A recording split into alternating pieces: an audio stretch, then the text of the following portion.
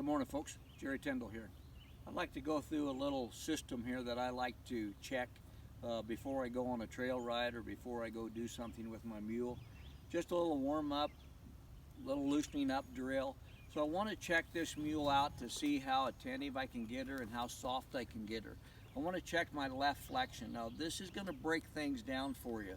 When I flex her to this left rein, I want her to just have a real nice feel to that. I would let go. I'm going to flex her to the right. I want her to have a nice feel and I let go. Now I want to see what her feet do while I'm here because I'm specifically going to operate her feet. For example, if I bend her to her left like this and I use no legs, she should just stand quiet and flex her neck.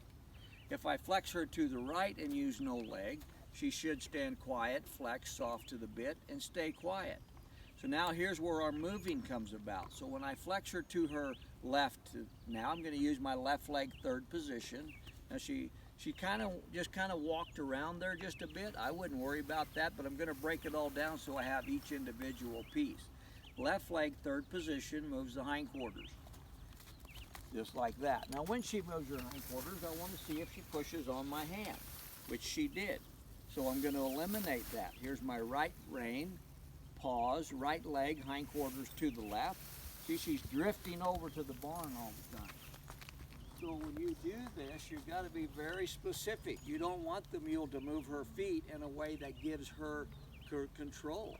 We're not doing that. We have to be very specific. So when I move her neck and her hind feet, I don't want her taken off. That wouldn't work for us when we want to control her. So right rein, right leg, hindquarters. This needs to be done very soft, like that. Here's my left rein, left leg third position, hindquarters. Now she's kind of paused. Use my leg a little bit and ask her to stop. Now in this flexion to the left, my next step is going to be implementing my guiding to neck rein to the opposite leg. So left rein, left leg moves the hip like that. So get your shape in your body so that helps there. Now once I want to move the front end, I don't do that. Now I open my left side, close that right neck rein, use a little bit of that leg, and step that shoulder over. Now step her back. She just took off. She would have been to the barn by now. Back her up, get her soft. And you want these pieces to be something you can deliberately direct. Doesn't do any good to ride the mule and just let her do her thing. So here's my right flexion, no feet. I like that. Here's my left flexion, no movement of her body or feet. Now my right flexion, right leg third position, rolls the hindquarters. So I just want to move her hinds around the front, release my leg. I would want her to stop soft and give to the bit. Release that. With her head to her right, I open my right rein and leg, close that neck rein, step that front over, and there's my front quarters. Here's my back up. I use the back up because she took off. Very quiet, very soft, very subtle. So the hindquarter control is so valuable. If you're going to rope, you're going to have to move hindquarters. If you're going to move a gate, open the gate, you got to move your hindquarters. If you're going to pony, you got to move hindquarters.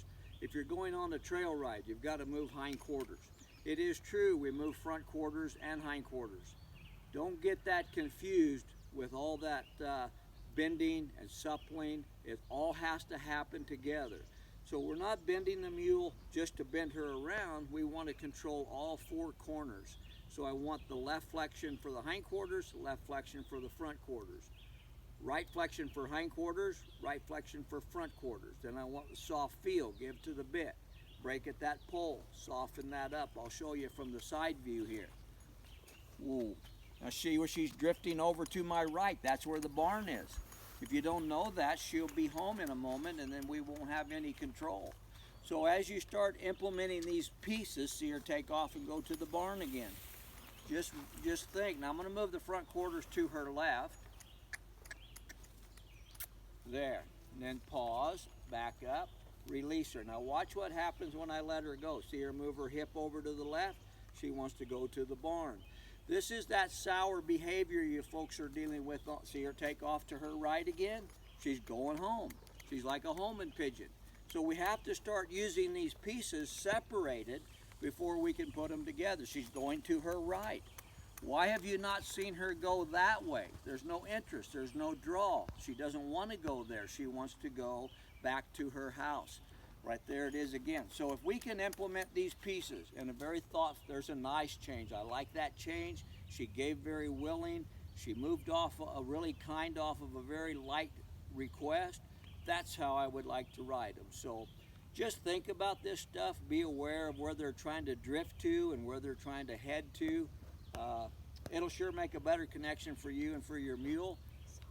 And we're going to look a little bit about that feel again. I started to talk about, whoops, stay here. Now break at that pole, release that. Each one of these pieces, see her step to the right with that right front foot?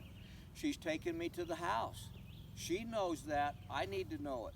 So how could I fix that? So as I back and get a soft feel, I'm going to take her front quarters to her left.